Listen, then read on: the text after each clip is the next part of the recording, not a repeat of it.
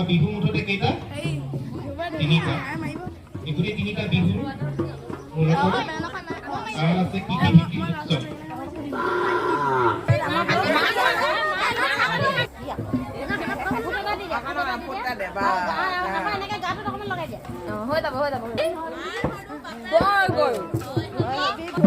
আৰু দুটামান হ'ব লাগিছিল